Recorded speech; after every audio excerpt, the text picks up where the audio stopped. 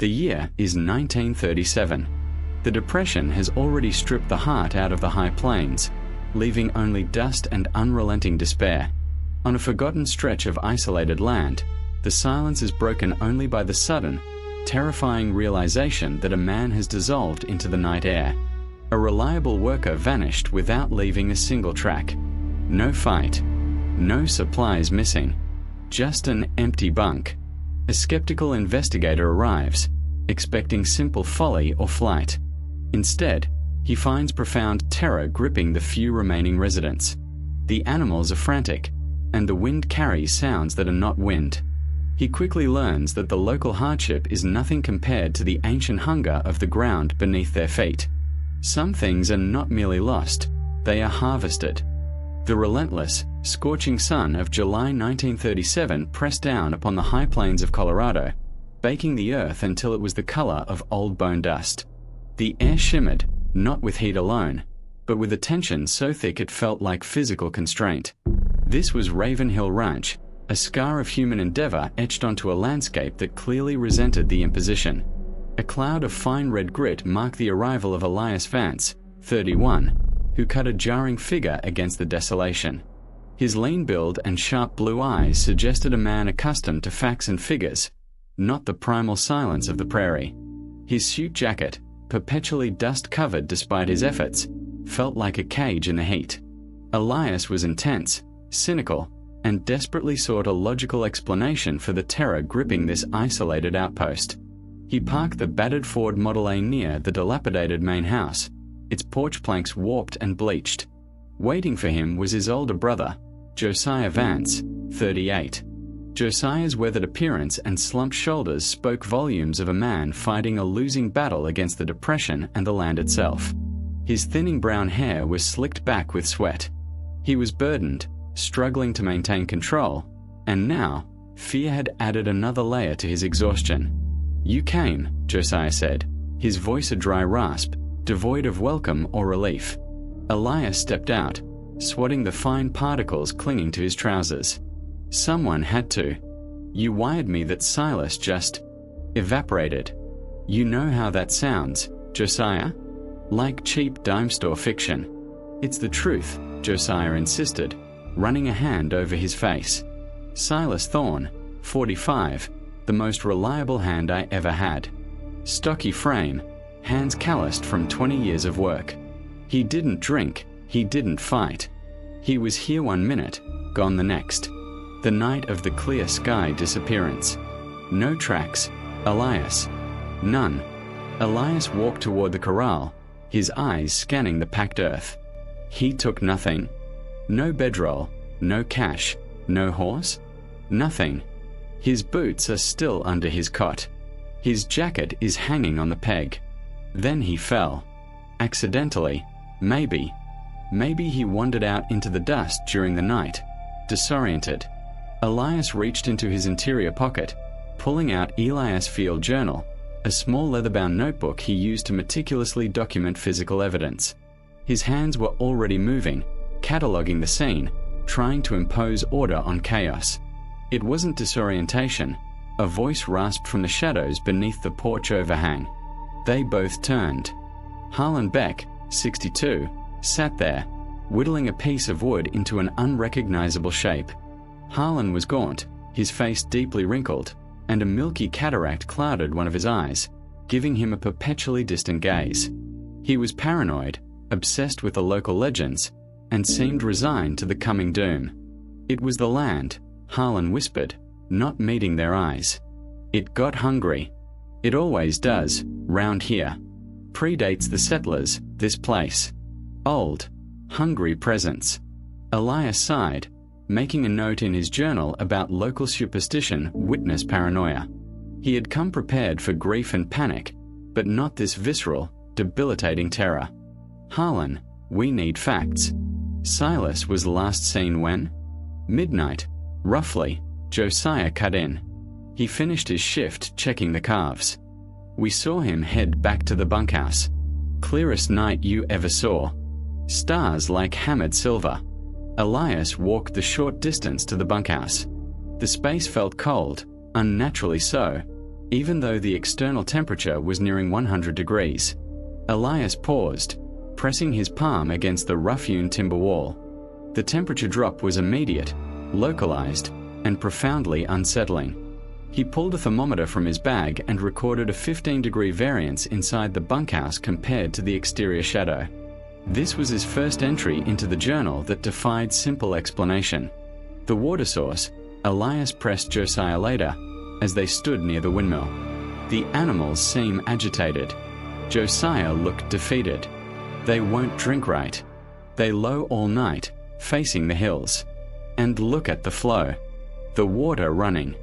From the pipe, meant to be clear spring water filtered through the high Colorado rock, was strangely dark, not muddy, but imbued with a deep, unsettling reddish-brown tint, like dried blood diluted by silt. Mineral leaching? Elias suggested, though the color seemed too uniform, too rich. He filled a sample jar, marking it in his journal, water sample. Unexplained discoloration. The investigation continued for 2 days, fueled by Elias' stubborn insistence on logic. He mapped the ranch, searching drainage ditches, forgotten root cellars, and abandoned equipment. Every step revealed a deeper silence, a more profound emptiness where Silas should have been. It was near the edge of the east pasture, close to where the land began its steep ascent toward the notorious Black Scarp, that Elias found the first truly disturbing evidence. The ground here was littered with sparse, brittle sagebrush. He saw something glinting near a freshly dug badger hole. It was Silas' prayer charm. Elias crouched, retrieving the small, tarnished silver crucifix. The metal was not merely scuffed. It was bent and twisted as if gripped and crushed by incredible, non-human strength. Silas Thorne had been secretly superstitious, wearing this charm since childhood. To find it here, discarded and ruined, spoke of a struggle that left no footprints, yet involved intense, paralyzing fear. Elias held the charm, its surface radiating the same localized cold he had felt in the bunkhouse. He wrote the details into his field journal, his hand shaking slightly as he sketched the damaged metal. Charm found 100 yards east of bunkhouse. Structure indicates immense, focused pressure, inconsistent with human leverage. Indicates struggle or moment of intense, paralyzing fear before disappearance. That night, the paranoia of Raven Hill began to leach into Elias' logical mind. He slept poorly in the main house, listening to the incessant lowing of the cattle and the sound of the dry wind scouring the high slopes. He awoke to a sound carried on that wind, a faint, guttural cry. It was not animal, nor was it easily definable as human. It was a sound that tasted of ancient stone and deep earth, a resonant vibration that seemed to move beneath the foundations of the house. Elias found Josiah slumped over the rough-hewn kitchen table, staring blankly into a mug of chicory coffee. "Did you hear that?" Elias demanded. "The wind," Josiah asked vaguely. "No. The sound. Like something huge settling deep beneath the ridge." Josiah only shivered. "Don't listen to the wind-up here, Elias. It tells you things you don't want to know." Elias realized he needed more than current facts. He needed history. The land was the key, just as Harlan suggested. The old stories, Elias began, leaning across the table. You never talk about them. The indigenous warnings. Before Pa bought the ranch. What was in the ledger? Josiah flinched. The Vance family ledger was kept locked in a fireproof metal box in the study, a dark, unused room Elias remembered from childhood as being constantly cold. "It's old nonsense," Josiah muttered. "Silas is gone, Josiah. That charm was crushed. I'm starting to think your nonsense is all we have left." Finally, reluctantly, Josiah retrieved the Vance family ledger. Its leather cover was brittle, its pages yellowed and smelling of mildew and dust. Elias opened it to the entries dating back to 1895, shortly after the ranch was first settled by their grandfather. The early entries were typical records of livestock and weather. But soon, the tone changed. There were references to unaccountable loss, livestock deaths without predators, and men found sleeping the deep sleep, deaths marked by unnatural coldness and a look of primal terror frozen on their faces. Elias read an entry dated August 1895, sent 4 men to drive the new herd up to the North Plateau. Only 3 returned. Caleb refuses to speak of what took the 4th. Spoke of the stones on the high ridge, the black scarp, whispering. The Shoshone elders warned against settling this pocket of land, said it was built over the hunger ground, that it would claim what was left here eventually. Foolish superstition, but the fear is real. Elias felt a coldness that had nothing to do with the temperature of the room. This wasn't local myth. This was documented. Recurring disaster linked to a specific location, the Black Scarp. He looked up at Josiah, who was staring at the ceiling, trying to distance himself from the damning record. "You knew," Elias stated flatly. "We all choose to forget, Elias. The depression hit. We needed this land. We needed the water. You bury the history and you try to live on top of it. And Silas paid the price for your silence." Elias knew where he had to go next.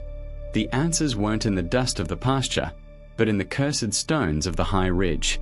He packed his journal, his compass, and a coil of rope. In going up to the scarp, Elias announced, "No." Josiah surged forward, fear overriding his exhaustion. "Stay away from there, Elias. That's where the whispers come from. That's where it lives. If it took Silas, I need to know what I'm fighting." Elias left before dawn, the air still deceptively cool. The climb toward the Black Scarp was steep and unforgiving. The ridge jutted out like a broken tooth against the pale sky, a massive, obsidian-colored outcropping of rock unlike anything else in the surrounding hills. As Elias ascended, the vegetation thinned drastically. The silence was absolute, broken only by the sound of his own heavy breathing. He reached the scarp approximately 3 hours after leaving the ranch. The air here was frigid, even under the morning sun. Elias pulled on his suit jacket, not for presentation, but for warmth. He was standing on what felt like a grave. The rocks of the scarp were unnaturally smooth in places, rough and jagged in others.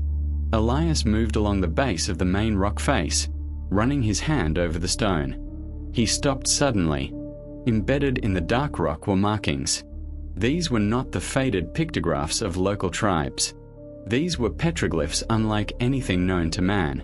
They were deep, raw cuts, shaped like distorted biological forms, impossible spirals and grasping, 5-digit shapes that weren't quite human, etched into the stone as though the rock itself had bled the image. Elias felt a dizzying wave of nausea. He took several photographs of the markings, meticulously documenting the location in his field journal. He realized Harlan was right. This was something ancient, something that predated the concept of human civilization. This was the dark heart of Raven Hill Ranch. He stepped back, surveying the vast, open space of the plateau, searching for a sign of Silas, or perhaps a den or cave. The wind suddenly shifted, rising from a moan to a high, banshee shriek. It carried on it the distinct, undeniable sound of the guttural cry, louder this time, closer, filled with a horrific, satisfied hunger. Elias felt a shift in the atmosphere. The cold intensified until the air felt like glass shards against his skin. He realized he had trespassed, not just on sacred ground, but on feeding ground. Looking down at the ranch, a tiny collection of buildings far below, Elias saw movement. Not the gentle drift of dust, but a furious, chaotic storm centered around the corral and the main holding pens. The mass panic of the livestock had begun. Elias scrambled back down the treacherous slope, his investigative zeal replaced by pure, adrenaline-fueled terror. He could hear the sounds of panic even before he reached the lower pastures, the cracking of wood, the terrified bellows of the cattle, the high-pitched screaming of horses. When he burst onto the ranch grounds, the scene was one of apocalyptic carnage. The entity, whatever its true nature, was not present as a visible figure, but its effect was manifest. The ranch animals were consumed by a terrifying, inexplicable frenzy. The horses were slamming themselves against the splintered fences, snapping their own legs and necks in their desperate attempt to escape an unseen stimulus. The cattle were piled up in the pens, crushing each other in. A blind stampede, Their eyes rolled back in white fear. Josiah and Harlan were nowhere in sight. Elias ran toward the main corral, dodging a terrified steer that bolted past him, foaming at the mouth. The smell of blood and manure and raw fear choked the air. He found Josiah staggering out of the barn, holding his shoulder, tears of frustration and horror streaking paths through the dust on his face. "It's loose!" Josiah screamed, his voice breaking. They went mad. Harlan tried to hold the gate, but they didn't see him. They only saw the shadow. "Shadow," Elias demanded, grabbing his brother's good arm. On the ground. Huge. But the sun was overhead. Elias. There was no source. It just moved across the ground, and everything went crazy. The sheer economic devastation was immense. The Vance family's last chance at solvency was destroying itself, driven by a terror that lived only in their minds, or perhaps was projected into them. Elias looked at the suffering, the senseless violence of the animals against themselves. He thought of the crushed prayer charm, the ancient markings, and the gut-wrenching silence that followed Silas's disappearance. His cynicism, his carefully constructed wall of logic, crumbled. This was not a ghost. It was a force of nature, an intrinsic evil rooted in the very geology of Raven Hill. Harlan emerged from the haze, utterly silent, his eyes wide, milky cataract reflecting the bloody chaos. "The harvest," Harlan whispered, his voice oddly calm now, resigned. "It took Silas and it fed on him. Now it's stronger. It smelled the fear." The words struck Elias with the force of physical blow. The missing farmhand had not simply wandered off.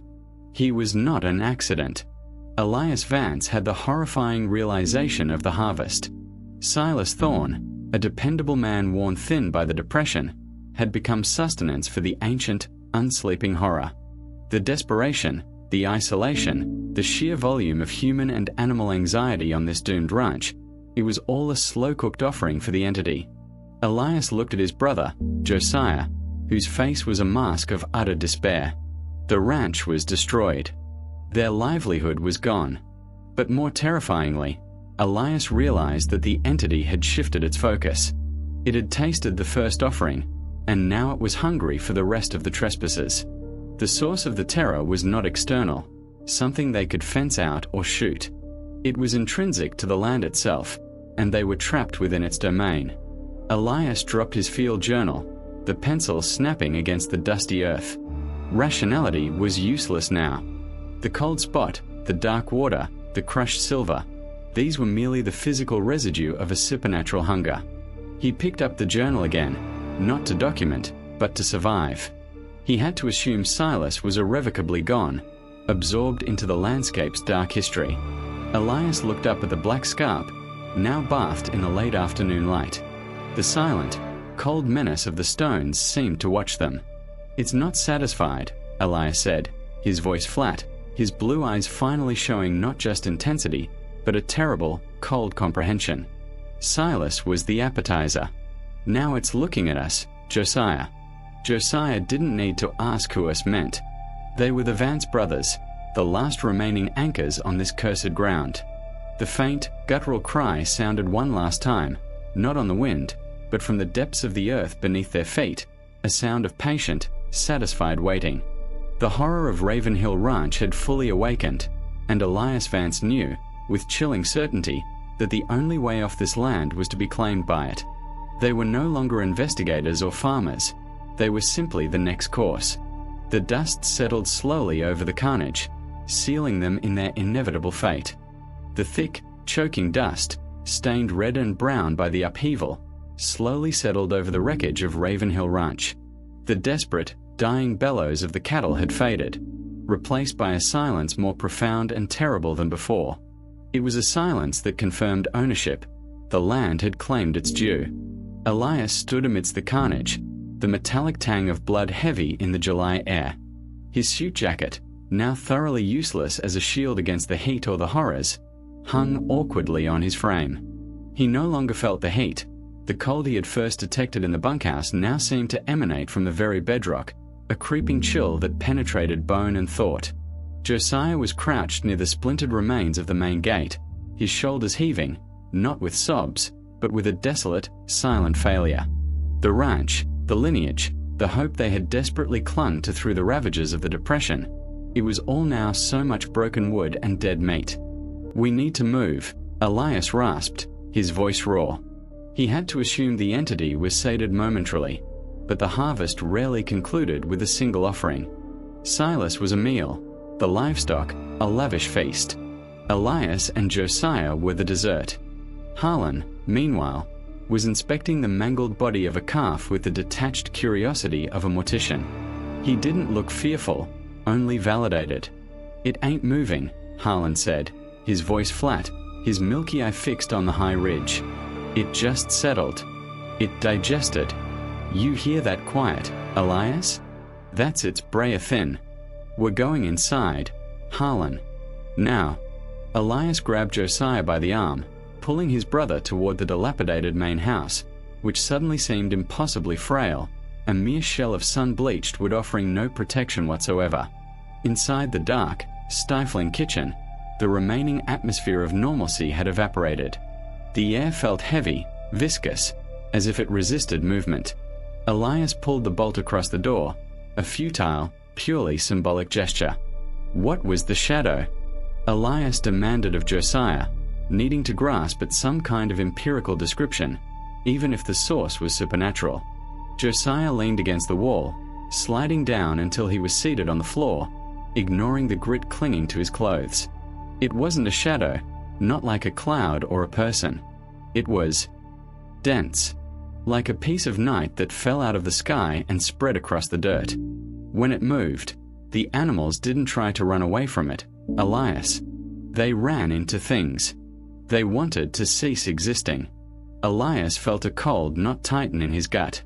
The entity wasn't seeking to chase them. It was inciting self-destruction, feeding on the spike of terror. Silas must have experienced a terror so complete it twisted the silver charm in his hand before his very structure dissolved into the hungry ground. He retrieved the Vance family ledger from the study, now even colder than before. The thick, musty volume felt like holding a stone tablet. Elias carried it to the kitchen table, lighting a flickering oil lamp that threw long, nervous shadows across the room. He flipped past the accounts of strange deaths and cattle losses, searching for the specific warnings from the 1895 entry regarding the hunger ground. The elders claim the earth here is thin, that the rock beneath is porous and retains the memories of pain. They did not speak of a devil or a demon, but of an old, vast thing that sleeps and only wakes when the heart of man turns desperate. It feeds on the turning of hope into ash. They said the only way to appease it was not with blood sacrifice, but with complete, irreversible abandonment. To starve it of attention, fear, and life force. To leave the ground empty. Elias slammed the book shut. Abandonment. The one thing they, as struggling ranch hands and owners, could never afford. They were locked in a generational cycle of feeding the entity simply by trying to survive on its domain. "We can't stay here," Elias whispered, stating the obvious truth that had been screaming in his mind since he saw the crush of terrified meat outside. "And go where?" Josiah asked, his voice hollow.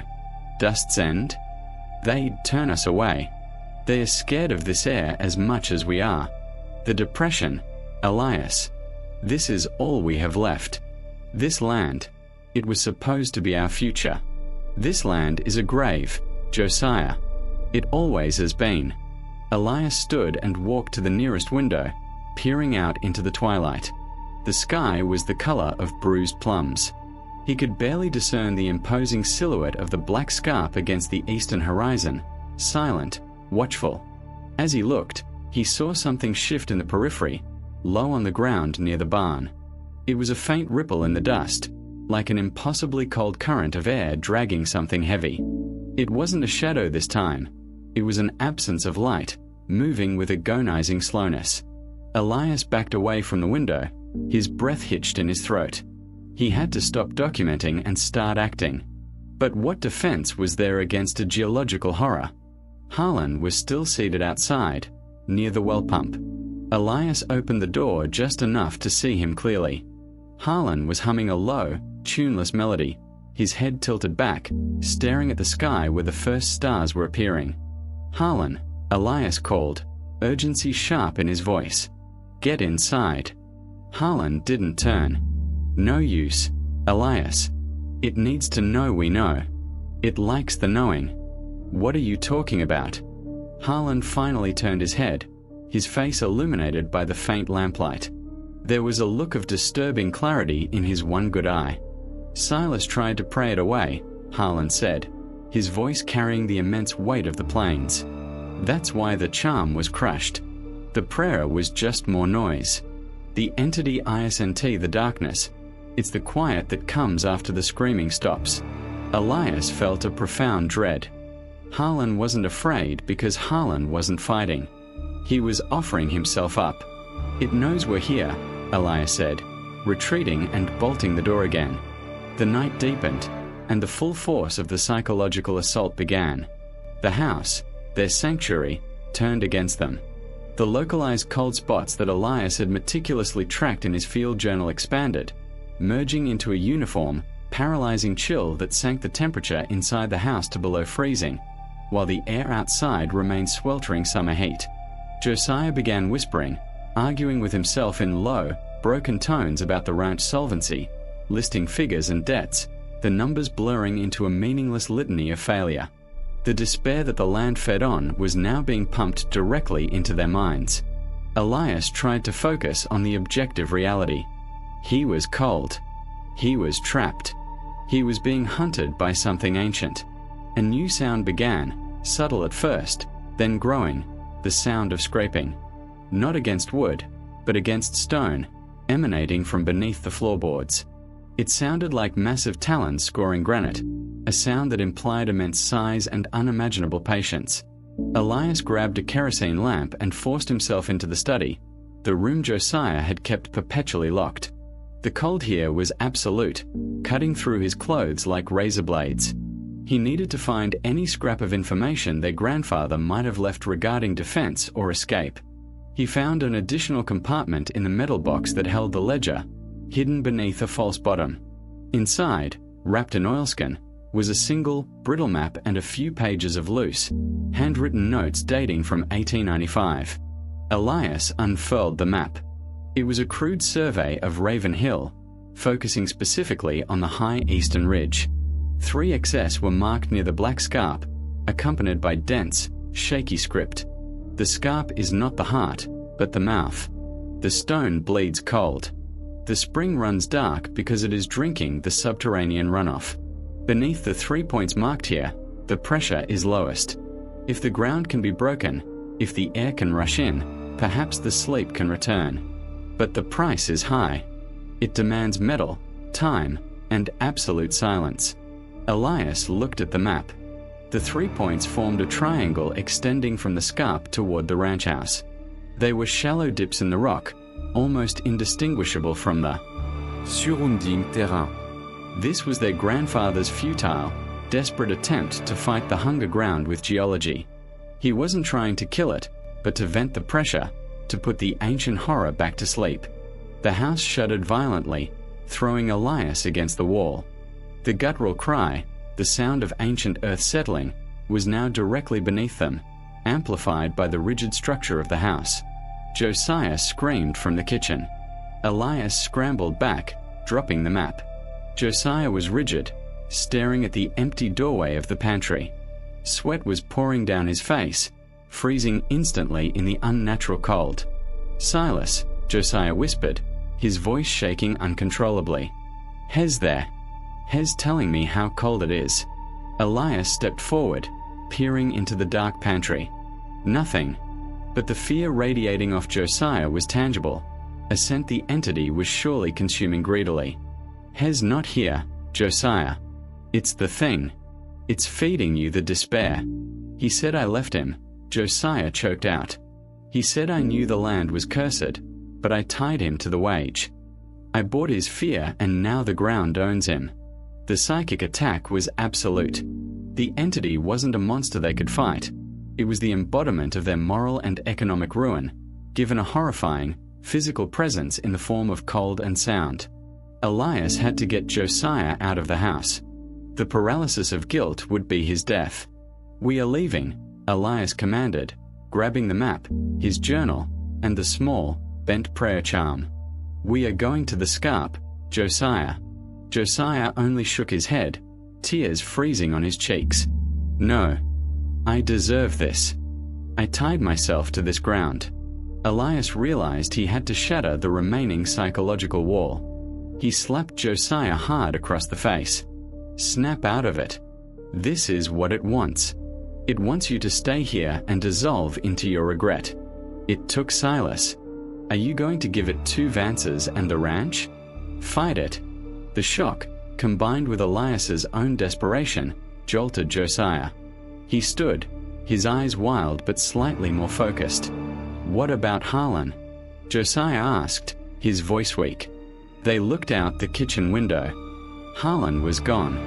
Only a slight depression in the dirt marked where he had been sitting, and a disturbing patch of darker earth, damp despite the drought. The harvest had taken another. Quietly, efficiently. Elias felt a wave of profound sorrow, quickly superseded by a terrifying urgency. Harlan's resignation was complete. He had accepted the doom. Elias and Josiah would not. "He made his choice," Elias said, pulling Josiah toward the back door. "We make ours." They fled the house, leaving the kerosene lamp burning, a small, impotent light against the vast, consuming darkness of the ranch. The moonlight was sickly yellow, doing nothing to penetrate the pervasive gloom clinging to the low-lying areas. They began the arduous climb toward the black scarp, guided by the map and a growing, desperate conviction. Elias moved quickly, pulling his brother over the treacherous terrain. As they ascended, the guttural sound intensified, no longer beneath them, but seeming to follow the base of the ridge, like an immense, sightless beast tracking their ascent. The air became thinner, colder. Elias found the first marked location on the map, a shallow depression in the obsidian-like rock, almost perfectly circular. "The rock is thin here," Elias muttered, remembering the ledger's warning. "We need to break it. Vent the pressure." They had no tool save for a small, heavy digging bar they had salvaged from the wreckage near the barn. This is the climax. Elias realized. This wasn't about finding Silas. It was about fighting the land itself, using its own weaknesses against it. They began to strike the rock, the metallic clang echoing painfully in the absolute silence of the high plateau. Every strike was a challenge, a declaration that they would not be claimed easily. The ground did not respond with tremors or loud roars. Instead, the psychic assault ramped up to an unbearable intensity. Elias began to hear voices. Not Silas, but his grandfather's, accusing him of wasting the land, of bringing the city's cynicism to the honest plains. Then he heard his own voice, mocking Josiah, detailing every moment he had judged his brother for his stubborn faith in Raven Hill. Josiah was hammering at the stone with frantic desperation, sweat freezing instantly on his skin. He was weeping openly now, the mental pain unbearable. "I should have left. I should have abandoned it all." Josiah screamed, his voice strained. Elias ignored the internal voices, focusing only on the hammer blows. The rock gave way with a sickening crack. A rush of freezing air, smelling powerfully of deep earth and decay, hissed out of the new fissure. It was the breath of the entity, cold and suffocating. Elias felt a brief, triumphant surge of adrenaline, but the response was immediate and terrifyingly focused. The shadows that Josiah had described, the dense absence of light, coalesced swiftly around the second marked location, a small shelf of rock 30 feet away. It moved not like air, but like thick, swirling ink drawn by an invisible current. The ground around the fissure they had just opened began to vibrate violently, not with natural tectonic force, but with a rhythmic, pounding beat, like a colossal heart struggling to push blood through stone veins. "Move," Elias yelled, pulling Josiah toward the third location, which was dangerously close to the main rock face of the scarp. They stumbled toward the final point. Josiah, spent by the psychic attack and the exertion, was moving on pure instinct. As they reached the third spot, The darkness fully materialized, seeming to absorb all ambient light. It was tall, amorphous, and perfectly silent, a living void. It didn't have claws or eyes, but Elias felt its immense, hungry focus on them. This was the end. The ancient horror had fully manifested on the precipice of its domain. Elias raised the digging bar one last time, aiming for the mark on the stone. As he did, a voice, not an external cry, but a resonant thought that filled his skull, told him, "You are not worthy of silence." He slammed the bar down with all his remaining strength. The rock shattered. This time, the sound was not a hiss, but a deep, resonant suck of air. A column of intense, absolute cold shot out of the newly created rupture, like a reverse geyser, dragging the surrounding shadows with it. For a brief, agonizing moment, Elias stood in the center of the flow. He felt his blood temperature plummet, his vision tunneling. He felt the vast, cold emptiness of the entity's domain trying to pull him down, to dissolve his structure as it had dissolved Silas. He gasped, staggering back. The rushing cold continued for 5 unbearable seconds, then ceased abruptly. The air on the black scarp, though still frigid, felt subtly lighter. The rhythmic, pounding vibration beneath the ground stopped. The intense shadow that had been looming over them seemed to shrink, drawing back toward the central, obsidian mass of the rock. The entity had not been destroyed, but forcibly put back to sleep. They had sealed the wound for now, venting the pressure of the subterranean dread. Elias collapsed onto the ground, exhausted, shivering uncontrollably despite his suit jacket. He looked for Josiah. Josiah was leaning against the rock face, his eyes closed. He was alive, breathing in shallow, ragged gasps. He was physically and mentally broken, but he was present. They had survived the immediate confrontation, but the victory felt hollow. Elias looked down at the 3 fissures they had opened in the stone. They were not wounds. They were pressure releases, temporary seals on an inevitable, geological hunger. The entity was satisfied for now, perhaps for a decade, or maybe only until the next man grew desperate enough for the fear to be ripe for harvest. Elias picked up his field journal, his fingers numb. He looked at the tarnished, twisted prayer charm in his pocket. Silas was gone, irrevocably claimed by the earth he had trusted. Harlan had joined him in the silence. The ranch below was a scene of ruin. There was no return to normalcy. They descended the scarp as the first rays of the morning sun struck the Colorado high plains. The ranch house was still standing, the kerosene lamp still burning faintly within. But the stillness was different now. It was not the terrified silence of waiting, but the deep, heavy stillness of completion. They reached the corral. The dead livestock lay scattered, the devastating evidence of the night's violence. "We can't stay," Elias whispered, stating the final, true reality. Josiah nodded, his eyes devoid of the desperate attachment they once held for the land. The curse had finally broken that bond, but only by taking everything else. They walked toward the battered Ford Model A, ignoring the house, ignoring the barn, ignoring the ruined dream. They carried nothing but their clothes, the field journal, and the ledger. Before getting into the car, Elias walked to the well pump. The water still ran dark, but the rich, reddish hue seemed to have lessened, diluted by the night's cold vent. He poured the water out of his sample jar, letting it soak back into the dust. He looked up at the black scarp, towering above the ranch, majestic and terrible. It was a monument to their failure, a geological truth that defied human logic and ambition. Raven Hill Ranch was not a place for men. It was a resting place for something far older. Elias and Josiah drove away from Raven Hill Ranch that morning, the dust cloud behind them marking their exodus, not their arrival. They didn't speak. There was nothing left to say. They had survived, but they had also conceded.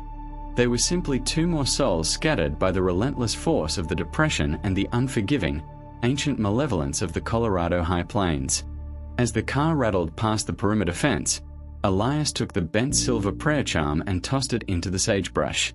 It was an offering to the silence, a final acknowledgement that some horrors cannot be rationalized, only fled.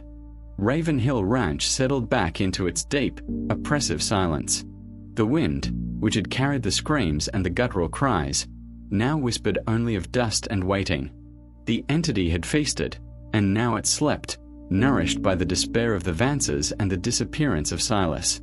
The land was empty, ready to wait for the next generation of desperate men who would mistake solitude for peace and ambition for hope. The cursed ground of Raven Hill Ranch, Colorado, 1937, was finally at rest, but its hunger was eternal, merely patient.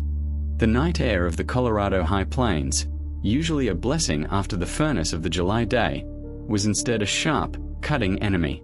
Elias dragged Josiah, who moved like a puppet whose strings were occasionally slackened by despair, up the treacherous, rock-strewn slope toward the Black Scarp. The air was thin, the climb punishing, yet the unnatural cold that had paralyzed the house now wrapped around them like a shroud of deep-sea water. Elias' suit jacket, torn by briars and stiff with dust, offered zero protection. He focused entirely on the map clutched in his left hand, the brittle paper feeling fragile against the immense weight of the earth around them. The map was his last tether to logic, his final empirical weapon against an enemy that defied categorization. Below them, the desolate silhouette of the ranch house shrank, a tiny, burning ember of kerosene in the vast, consuming darkness. The sound, the guttural, stone-scraping noise that had vibrated through the floorboards, was no longer centered beneath the house. It seemed to have shifted, following them along the base of the ridge, a subterranean predator matching their pace. It was a massive sound, but it wasn't frantic. It was methodical, the sound of immense, geological pressure preparing to equalize. "It's hunting us," Josiah wheezed, stumbling over a loose rock. His mind was still reeling from the vision of Silas, the frozen tears still visible on his cheeks. "It knows we know the map. It knows we're breathing," Elias corrected, pulling him sharply onward. "That's all it needs to know. Keep moving, Josiah. The scarp. We need to reach the highest point before it cuts us off." The ascent was excruciatingly difficult. The rock was not ordinary sandstone or granite. It was a dense, almost obsidian material, unnaturally smooth and cold to the touch. It seemed to resist their presence, radiating the same pervasive, mind-numbing chill that had infested the house. Elias finally paused when they reached a shallow saddle of rock, looking up at the massive, sheer face of the Black Scarp. The structure loomed like a great, dark tooth against the scattered stars. He consulted the map again, his fingers tracing the marked XS. The first location was only a few yards away, a slight depression barely discernible in the rock surface. It looked like a natural feature, a shallow basin where water might collect, yet the ground here was bone dry. "This is it," Elias rasped, tossing the map onto the ground and retrieving the heavy digging bar. The metal felt impossibly cold in his hands, drawing the heat from his palms instantly. The silence that followed was terrifying. The wind had died completely. Even the subterranean grinding sound seemed to hold its breath. The entire landscape was listening. Elias raised the bar, the weight and necessary anchor in the swirling chaos of his mind. He was no longer thinking of Silas or the ledger or the depression. He was thinking only of geometry and pressure points, trying to force a physical reaction from a metaphysical threat. He swung the bar, aiming for the center of the depression. The metallic impact reverberated across the plains, a singular, defiant noise of man against the earth. The only immediate physical response was a renewed, immediate spike in the psychological warfare. The cold intensified until Elias felt a blinding, sharp pain in his lungs with every inhalation. He tried to ignore the physical agony, focusing instead on the hammering noise in his skull, voices, whispers, and his own cynical thoughts magnified to torturous volume. "You abandoned the future. You were too clever to care." Josiah crumpled to his knees beside him, clutching his head. "The money, the debt, it's all my fault," he moaned, rocking back and forth. Elias knew this was the entity's attempt to halt their progress, to force them into the paralysis of regret so it could simply settle and consume them, as it had consumed Harlan. The bar slipped slightly on the third strike, scraping a deep gouge into the obsidian surface. As it did, the rock seemed to give way. Marginally. A high-pitched, almost undetectable hiss preceded a violent rush of air. It was a gas, perhaps, or merely the concentrated presence of the entity's chilling domain, escaping to the surface. It smelled of sulfur, pulverized stone, and an awful, pervasive decay, the smell of trapped time. The icy gust blasted Elias backward. He landed heavily on the rough ground, the air knocked from his lungs. The blast of cold air was so intense it felt corrosive, burning his exposed skin. But the psychological voices in his head stopped instantly, replaced by a sudden, jarring emptiness. The venting had worked, albeit briefly. The victory was fleeting. The ground beneath them began to vibrate, not in a chaotic tremor, but in that heavy, rhythmic pounding, the colossal heartbeat of the entity. Elias scrambled back up, tasting blood from where he had bitten his tongue. He looked toward the second mark point on the map, about 30 feet away, higher up the slope. It was there that he saw the manifestation. It wasn't a shadow cast by the moon or a cloud passing. It was a complete, three-dimensional absence of light. It looked like a section of the night sky, impossibly dense and heavy, had detached itself and was hovering low over the ground. Where the entity was, the faint, sickly moonlight simply ceased to exist. It moved with a sickening, liquid slowness toward the second vent point, seemingly drawn by the brief rush of escaping cold air. It was concentrating. Now, Josiah. We hit the second point. Now. Elias grabbed his brother, hauling him to his feet. Josiah was shivering uncontrollably, but the immediate cessation of the voices had given him a fraction of reprieve. He grabbed the digging bar, his eyes wide and vacant. They staggered to the second location, which was near a narrow cleft in the rock that offered no cover. The black void was closer now, its presence exerting a terrifying pressure, a palpable sense of suction, as if it were trying to draw the very life force out of their bodies. Josiah struck first, the blow weak and glancing. The entity made no sound, but the cold intensified again, localized and focused entirely on Josiah. His knees buckled. "I can't," Josiah whispered, tears returning, now mixing with frost. "I'm frozen, Elias. I can't move." Elias seized the bar. The entity was smarter than he had anticipated. It wasn't defending the rock, it was attacking the will to strike the rock. It was feeding on the despair and the paralysis. He swung the bar like a man possessed, striking the target repeatedly. Clang! On the fifth strike, the rock splintered, cracking open like a dry bone. Again, the powerful rush of intensely cold air erupted, hissing violently. This time, however, the eruption seemed weaker, more scattered. The air that rushed out was heavier, thicker with the scent of deep earth and age. The black void recoiled slightly, momentarily disrupted by the pressure change, but it did not dissipate. It simply drew its mass back, gathering its immense, invisible focus, and moved toward the third and final marked location. "Last one, Josiah." "Give me the last one," Elias demanded, dragging his brother toward the final spot, dangerously close to the sheer drop of the scarp face. This final point was located in a narrow shelf of rock, almost flush with the main wall. As they reached it, the entity was already there. The darkness solidified further, becoming a massive, vertical curtain of absolute void, towering above them. Elias realized he was looking at the purest expression of the land's hunger, not a creature, but a natural, geological horror given intelligent, malevolent form. It was silence made visible. Elias raised the bar, his muscles screaming from exertion and cold. He knew this was the end of the fight. If this strike failed, the entity would consume them both, leaving behind only 2 more depressions in the Colorado dust.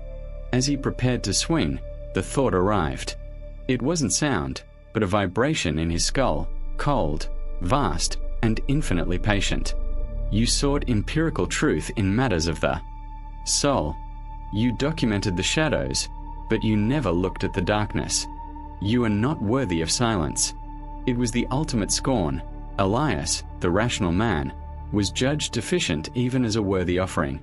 His cynicism had provided fear, but not the deep, spiritual terror the entity truly craved. Elias roared, a sound of pure defiance born of desperation, and brought the heavy digging down with every ounce of his remaining strength. He aimed precisely for the fracture point marked by his grandfather decades earlier. The rock exploded.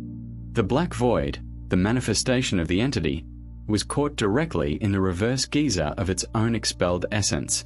It did not struggle. It was simply pulled. The darkness elongated and thinned, stretching toward the rupture, drawn into the very earth it sought to oppress. Elias gasped, staggering against the wind. The cold blast was so intense it felt like his inner organs were flash freezing. He felt the entity's presence scrape past his mind, a fleeting, colossal thought of frustration and weary retreat. Then, just as abruptly as it began, the rush ceased. The three fissures, the vents, were silent. The heavy, rhythmic pounding beneath the earth had vanished entirely. The air was still bitingly cold on the scarp, but the unnatural, paralyzing chill that had invaded their bones had receded. Elias stood there, trembling violently, staring at the empty air where the void had loomed. He had fought the ground, and for now, the ground had conceded. He dropped the digging bar. It clattered against the rock, the sound startlingly loud in the new, deep quiet. Josiah was still leaning against the rock face, his eyes open now, staring blankly at the dark plains below. He wasn't moving, but he was breathing. "It's quiet," Josiah whispered, his voice hoarse, thin as parchment. "It's sleeping," Elias corrected, sliding down the rock until he sat next to his brother. "The pressure is released. For now." Elias reached into his pocket and pulled out his field journal. His fingers were stiff and numb, making it difficult to hold the pen. He needed to document this, the culmination of the physical and psychological assault, even though he knew the sterile scientific observations he had meticulously recorded were useless against this ancient horror. He wrote the date, July 1937. He wrote of the vents, the cold column, and the temporary cessation of the rhythmic heartbeat. He concluded the entry with a single sentence: "The land is not haunted, it is merely starved." The sun began to bleed across the eastern horizon, painting the sky in shades of bruised purple and harsh orange. The black scarp, no longer shrouded in oppressive supernatural darkness, resumed its appearance as a majestic, indifferent rock formation typical of high-altitude Colorado. Elias looked at the three fractured points. They were temporary scars, not permanent wounds. The grandfather's plan had only bought time. "We have to go," Elias said, the realization settling upon him with the weight of inevitability. The ledger was right. Total, irreversible abandonment. We used the land's weakness to gain an exit, not a victory. Josiah nodded slowly, his face etched with profound weariness and the lingering shadow of terror. The attachment to Raven Hill, the decades of hope and struggle, had been burned out of him by the entity's sheer malice. He no longer saw a ranch, he saw a geological trap. They began the descent. It was easier, now that the pervasive malice had retreated, but the physical exhaustion was crushing. They walked past the scattered, mangled bodies of the livestock, the evidence of the entity's recent feast. The smell of copper and decay was heavy, but the air no longer felt viscous and oppressive. They approached the main house, which stood silent and desolate, the kerosene lamp having finally flickered out.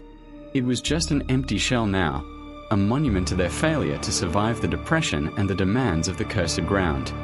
"Well, take the truck," Elias said, and nothing else. They did not go inside. There was nothing inside worth retrieving that hadn't been compromised by the fear or the cold. They left the Vance family ledger lying open on the kitchen table, a final record of the price of staying, for anyone foolish enough to follow. Josiah walked to the corral, his movement sluggish. He looked at the wreckage of the fence, the splintered gates. "Silas," Josiah whispered, his voice catching. He was supposed to meet his sister in Dust's End next month. He saved up nearly $6. Elias placed a hand on his brother's shoulder. "Silas is part of the silence now, Josiah. He wasn't lost. He was integrated. We can't mourn him here. We have to leave." Elias walked to the battered Ford Model A, parked near the dry creek bed.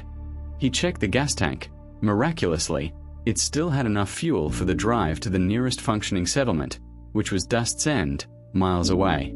He threw his field journal onto the passenger seat. He then walked toward the well pump.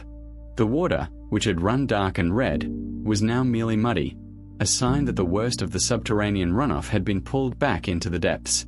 He looked up at the scarp one last time. It was a terrible beauty, imposing and eternal. He knew the pressure would build again. The hunger ground merely needed more desperation, more hope turned to ash, to wake. Josiah finally joined him, climbing into the driver's seat. He started the engine.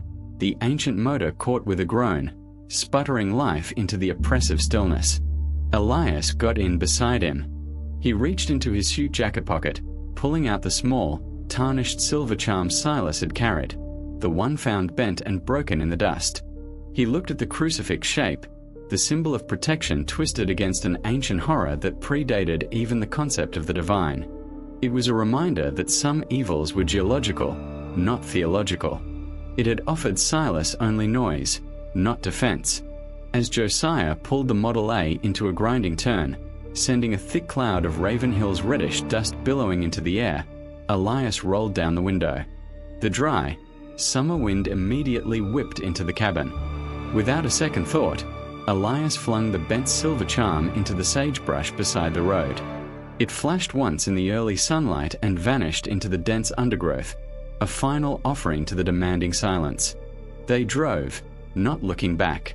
The dust cloud behind them was the last visible sign of their presence, slowly settling over the ruined ranch, over the silent main house, and over the dark earth that held Silas and Harlan. They passed the crumbling perimeter fence. Elias noted the silence in the car was heavy, but no longer tainted by the oppressive cold or the intrusive, despair-laden whispers. They were free, but utterly ruined. The road was long and unforgiving, leading them across the parched plains toward the distant, faint promise of Dust's End. They were two men expelled by the land itself, two more victims of the merciless depression, their story unique only in the nature of the creditor they had failed to pay. Elias leaned back against the worn seat. He closed his eyes. The image of the dense, vertical void burned into his memory. He no longer needed a journal to document the supernatural. He was the record keeper of his own terror. Josiah drove on, his focus fixed entirely on the horizon, desperate to put miles between them and the high ridges of Raven Hill. They would reach Dust's End, perhaps find a temporary wage, and start again, carrying the profound knowledge that some land is inherently cursed, demanding complete surrender. As the sun climbed higher, casting the Colorado landscape in a cruel, sharp light, Raven Hill Ranch retreated into the distance, settling back into its terrible stillness. The wind whistled softly over the three temporary vents in the black scarp, sounds that were merely the labored breath of an ancient thing that had fed well. It was quiet now, patient, and waiting for the dust to settle completely before demanding its next harvest from the desperate souls who dared to claim ownership of the land beneath. The sky. The terror had passed for Elias and Josiah, replaced only by the desolate, final truth of their absolute, irrevocable exile. The hunger ground was satisfied, for now. The story of Silas Thorne, the missing farmhand, was officially closed, a quiet subtraction from the roster of desperate men claimed by the merciless years of 1937. Defy the desperation entity. Like and subscribe so it can't feed on you next time.